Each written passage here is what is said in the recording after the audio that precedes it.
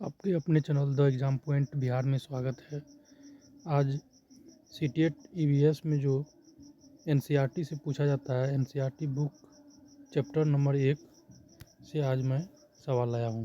Part 1 chapter का नाम है चले चले स्कूल।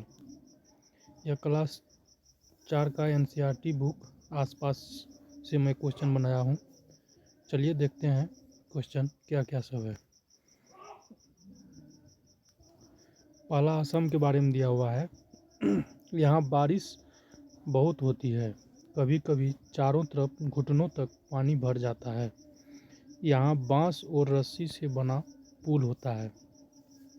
असम में जो होता है बांस और रस्सी से बना पुल होता है। चलिए आगे दिया हुआ है, अगला दिया हुआ है बांस और रस्सी से बना पुल कहाँ होता है, तो असम में होता है। ट्रॉली से जो है लोग आगमन कहाँ से कहाँ करते हैं, लद्दाख में ट्रॉली के द्वारा लोग यात्रा करते हैं।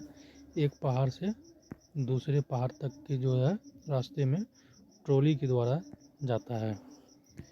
फिर अगला दिया हुआ है सीमेंट का पुल जो होता है समान क्षेत्र में लगभग में होता है। वल्लभ लकड़ी का नाव जो होता है वो केरल में होता है। फिर दिया हुआ है ऊँट का गाड़ी।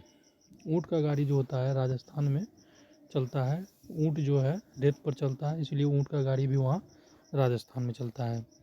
बैलगाड़ी कहाँ चलता है, मैदानी इलाके में। ऊबड़ खाबड़ पथरीले रास्ते कहाँ है, उत्तराखंड में है। चलिए अगला चैप्टर का नाम है पार्ट 2 कान कान में।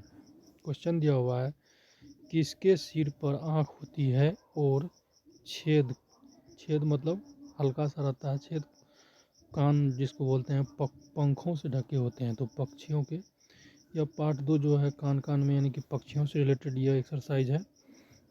वही दिया हुआ है किसके सिर पर आँख होती है और छेद पंखों से ढके होते हैं, यानी जो कान का काम करता है वो पक्षियों में होता है। ये क्वेश्चन बार बार पूछा जाता है।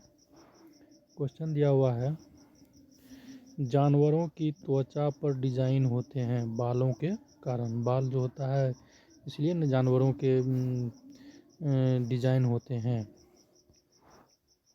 फिर दिया हुआ है वे जानवर जिनके शरीर पर बाल होते हैं तथा कान बाहर दिखाई देते हैं बच्चों का जन्म देते हैं। क्वेश्चन दिया हुआ है वे जिनके शरीर पर बाल होते हैं तथा कान बाहर दिखाई देते हैं वे बच्चा जन्म देते हैं।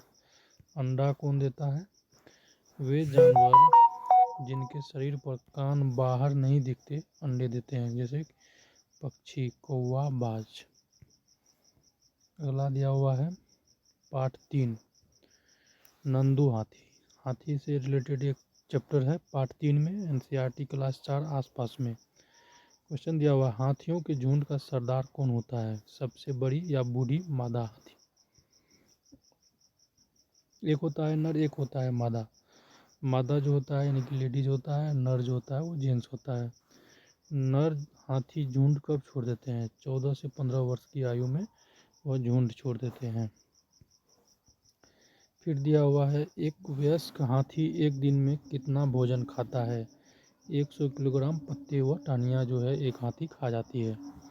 एक हाथी एक दिन में कितना सोता है, लगभग में 2 से 4 घंटा सोता है।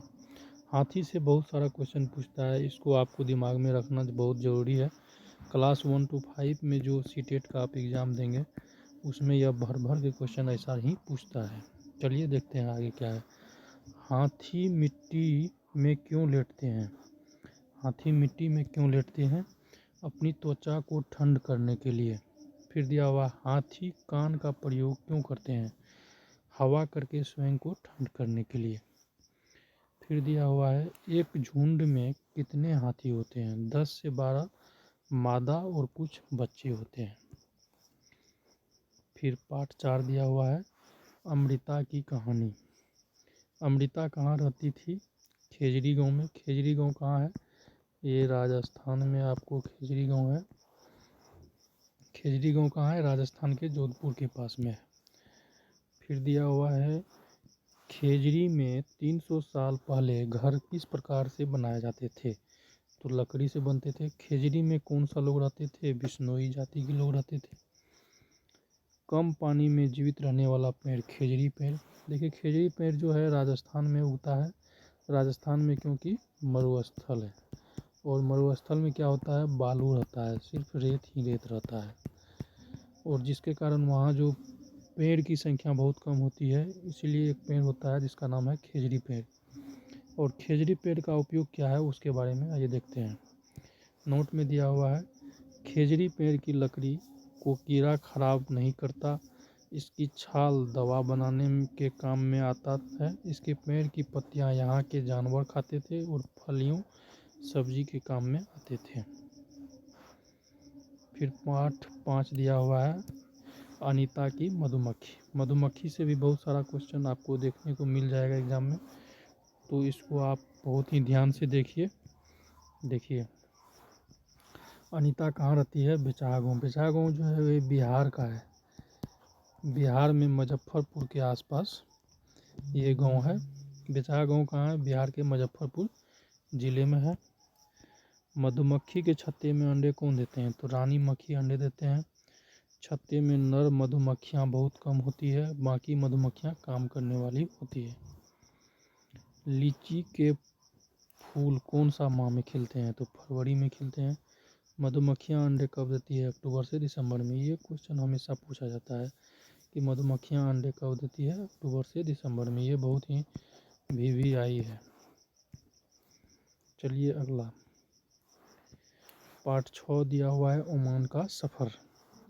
आज मैं सिर्फ क्लास 4 का सीटेट के लिए बना रहा हूँ, जो कि NCERT का क्लास 4 का पार्ट 6 में आज अभी मैं बता रहा हूँ। चलिए देखते हैं, ट्रेन कहाँ से कहाँ चली थी। ट्रेन कच्छ के गांधीधाम से गुजरात में चली थी। कच्छ के गांधीधाम गुजरात में है।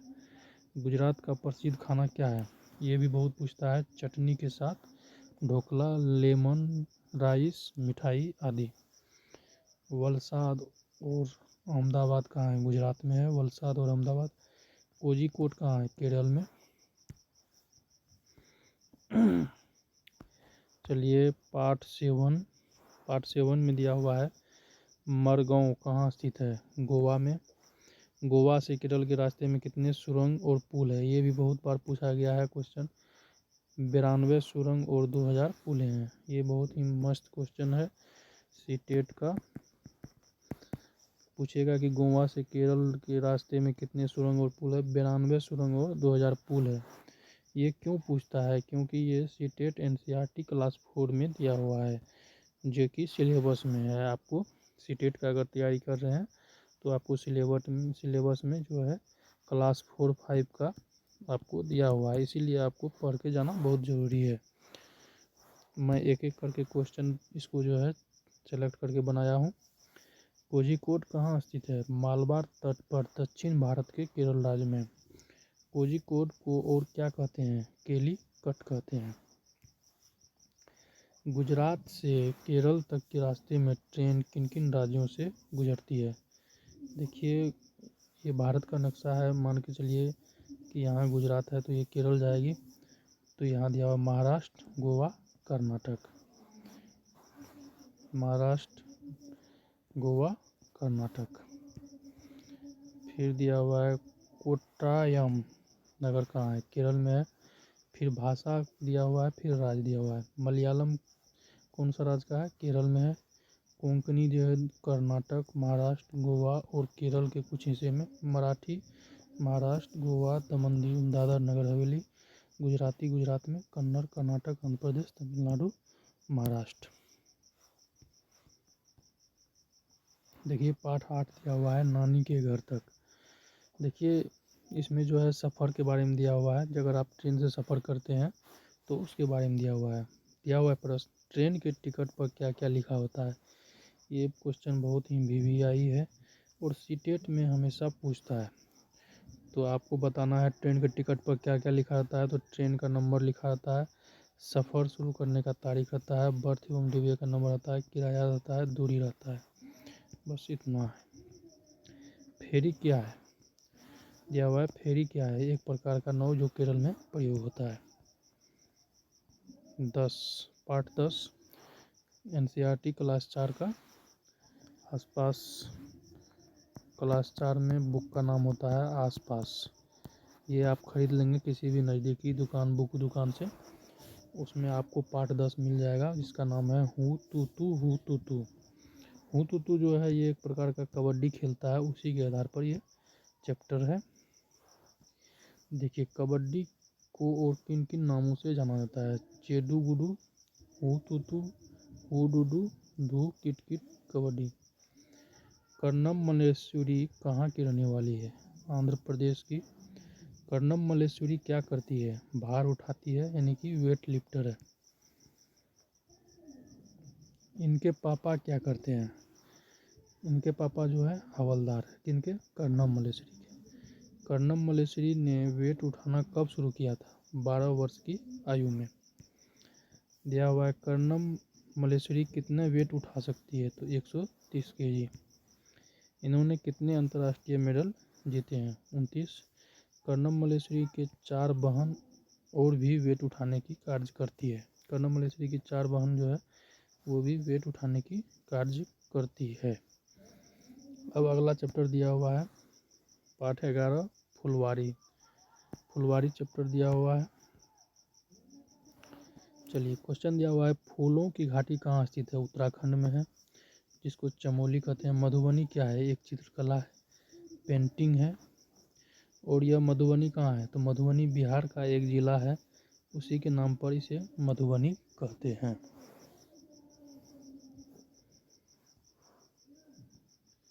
फिर दिया हुआ है कि मधुबनी पेंटिंग किससे बनती है? चावल के पाउडर में रंग मिलाकर। मधुबनी पेंटिंग में क्या क्या दर्शाया गया है? मनुष्य, जानवर, पेड़, फूल, पक्षी, मछली और कई अन्य जानवर। इनमें नीले हल्दी, देखिए मधुबनी पेंटिंग जो बनाया जाता है उसमें क्या क्या मिलाया जाता है? तो इनमें नील हल्दी, फूलों, पेड़ों के रंग आदि का उपयोग किया जाता है। पाठ 11 दिया हुआ है फुलवारी। फूलों की घाटी कहाँ स्थित है? उत्तराखंड में। मधुबनी क्या है? चित्रकला, ये अभी बता दिया मैं, ये अभी जो है ये बार बार आ गया है। चलिए आगे दिखाते हैं। पाठ 12 दिया हुआ है कैसे कैसे बदले घर। गाजी खान अब कहाँ पर स्थित है? पाकिस्तान में है। गाजी खान कहाँ है? पाकिस्तान में। पहले लोग कच्चे घरों में दीवारों व फर्श पर गोबर व मिट्टी का लेप क्यों करते थे? क्योंकि गोबर मिलाने से मिट्टी में कीड़ा नहीं लगता है। लकड़ी के छत को दीमक से बचाने के लिए क्या करते हैं? उसमें नीम तथा कीकर की लकड़ियाँ बिछाते हैं। पाठ 14 बसवा का खेत। वेलनिका गाँव कहाँ पर है? कर्नाटक में। इसमें ज़्यादा क्वेश्चन नहीं पूछता है इस चैप्टर से, बस एक ही है, वेलनिका गाँव कहाँ पर है? कर्नाटक में है। फिर पाठ 15 से कुछ भी नहीं पूछता है, इसीलिए इसको हम नहीं लिखे हैं। फिर पाठ 16 चू चू करती आई चिड़िया। इसमें चिड़िया के बारे में बताया गया है। गिजू भाई बेरका कहाँ रहते थे? गुजरात में। इन्होंने बच्चों के लिए कई कहानियाँ लिखी है। इंडियन रोबिन किलचिरी पक्षी अपने अंडे कहाँ देते हैं? किलचिरी जो होता है सड़क किनारे पत्थरों के बीच अंडे देते हैं। कोयल अंडे कहाँ देती है? कौवा के घोंसले में। पूछेगा कि कोयल अंडा कहाँ देती है? तो कौवा के घोंसले में। कौवा जो है घोंसला बनाता है और कोयल जो है उसमें अंडे देती है। पक्षी घोंसला क्यों बनाते हैं? अंडे देने के लिए। पक्षी घोंसला क्यों बनाएगा? अंडे देने के लिए। जब अंडे फूट जाते हैं और बच्चे बड़े हो जाते हैं तो वे घोंसला छोड़ देते हैं। कौन सा पक्षी कैक्टस के कांटों के बीच या मेहंदी के मेड़ में घोंसला बनाता है? तो पाख्ता। गौरैया और कबूतर घोंसला कहाँ बनाते हैं? पुराने घरों में। बसंत घोड़ी अंडे कहाँ देती है?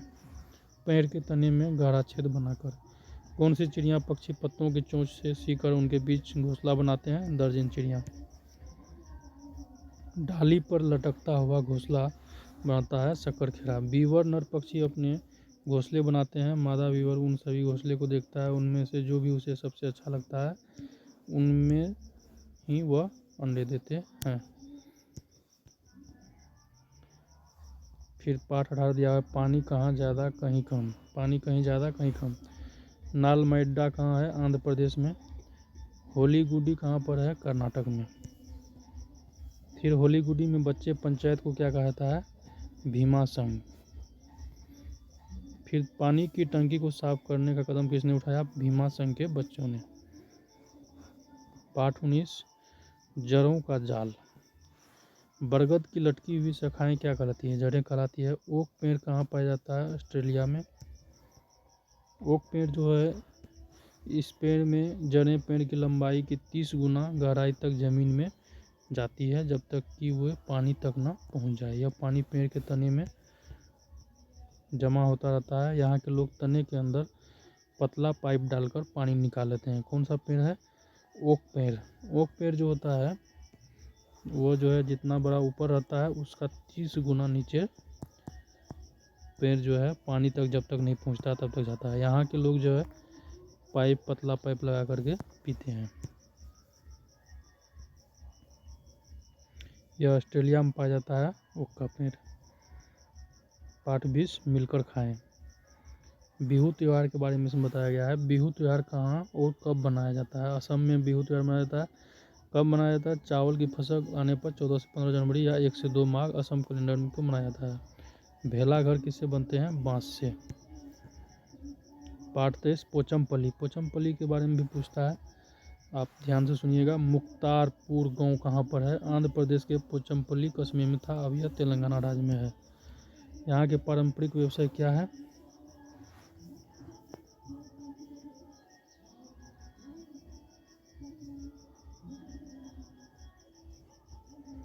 तो ये यहाँ के पारंपरिक व्यवसाय है कारपेट, खिलौना, उटर आदि बनाते हैं।